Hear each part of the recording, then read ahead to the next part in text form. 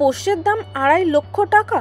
আগে হ্যাঁ, ঠিকই শুনেছেন, এই ফ্রাইডে আমরা দিদিদের সাথে চলে এসেছিলাম মরিসভিলের এই পেটল্যান্ড নামক স্টোরটিতে, যেখানে বিক্রি হচ্ছে নানান ধরনের কুকুরের ব্রিডস, যেমন ধরুন husky, golden retriever, Australian shepherd, poodle সহ নানান ধরনের কুকুরের ব্রিডস। আর এইখানেই এক একটা কুকুরের দাম শুনে তো আমাদের চক্ষু চড়ক গাছ।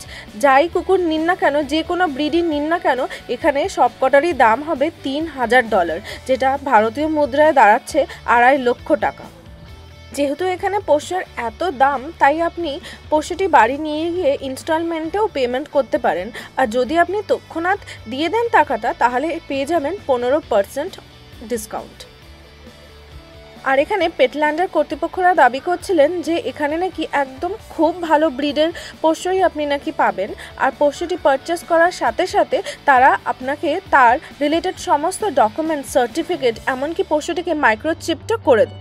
মাইক্রোচিপটা আর কিছুই না, আপনার পোষ্যের ঠিক ঘাড়ের কাছেই ওনারা ইঞ্জেকশনের সাহায্যে একটা ছোট্ট চালের দানার মতন চিপ ইমপ্লান্ট করে দেবে। আর সেই চিপের মধ্যেই থাকবে একটা ইউনিক পেট আইডি, যেটা কি না রেজিস্টার থাকবে কোনো পেট ডেটাবেসে। ধরুন আপনার পোষ্য কোথাও হারিয়ে গেল, তাহলে কেউ যদি সেটা খুঁজে পায়, তাহলে সে খুব সহজেই সেই মাইক্রোচিপটাকে স্ক্যান করে আপনার সমস্ত নাম, ঠিকানা, ফোন নাম্বার সব কিছুই সে জেনে যাবে আর পোষ্যটিকে আপনার কাছে ফেরত দিয়েও যেতে পারে।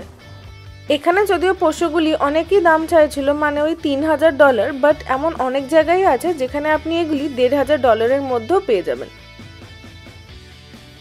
তাও $1500 কিন্তু কম নয়, তা ভারতীয় টাকায় প্রায় 1,20,000 টাকা মতন। এখানে যেহেতু পিওর ব্রিড পোষ্যগুলোদের এতটাই দাম হয়, তাই এখানকার বেশিরভাগ মানুষই কিন্তু ডিফারেন্ট অ্যাডপশন সেন্টার থেকে এই ডিফারেন্ট মিক্সড ব্রিডের পোষ্য অ্যাডপ্ট করে থাকে। দিদির আবার এই পেটস খুব পছন্দ। দিদি অ্যাকচুয়ালি অ্যানিমাল লাভার, তো তাই জন্য এইসব ইনফরমেশান আমার দিদির কাছ থেকেই পাওয়া।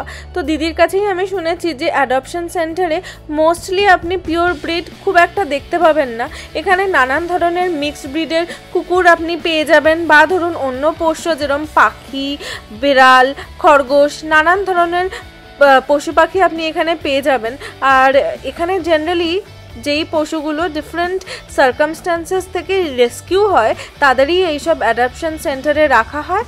আর আপনারা চাইলে এই অ্যাডপশন সেন্টার থেকে যে কোনো পোষ্যই আপনারা অ্যাডপ্ট করতে পারেন। আর এখানে মূল্যটাও অনেকটাই কম হয়, আর পোষ্যটাও নিজের একটা বাড়িও পেয়ে যায়।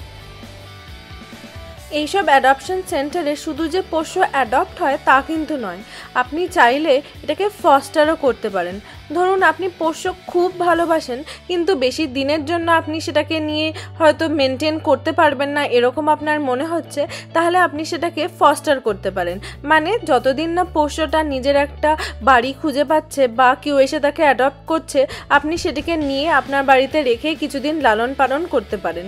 এবার ফস্টার আপনি হয় কিছু দিনের জন্য করতে পারেন, আবার কয়েক ঘন্টা বা একবেলা বা একদিনের জন্যও করতে পারেন।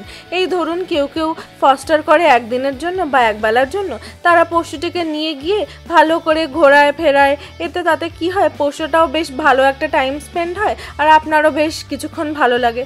আবার সেইটিকে টাইম মতো নিয়ে এসে অ্যাডপশন সেন্টারে জমা দিয়ে গেলেই হলো। আর এই দিকে দেখুন, আপনাদের সাথে গল্প করতে করতে এনাকে দেখুন, যেমনি এনার খাঁচার সামনে যাওয়া হচ্ছে, ইনি তো তিল চিৎকার দিচ্ছেন। অ্যাকচুয়ালি অনেকক্ষণ ধরেই আমাদেরকে দেখছে এখানে দাঁড়িয়ে থাকতে, বাট আমরা যেহেতু এদেরকে নিয়ে একটুখানি বের করে কোলে নিচ্ছি না, তাই হয়তো ভীষণ রেগে গেছে আমাদের ওপরে। আর এই ছিল আমাদের পেটল্যান্ড ঘোরার একটা ছোট্ট অভিজ্ঞতা। আর ব্লগটা যদি ভালো লেগে থাকে তাহলে প্লিজ একটা ছোট্ট লাইক দিয়ে দেবেন। আর এরকম নতুন নতুন ছোট ছোট ব্লগ দেখার জন্য আপনারা আমার চ্যানেল বং ট্রিলসটাকেও চাইলে সাবস্ক্রাইব করতেই পারেন।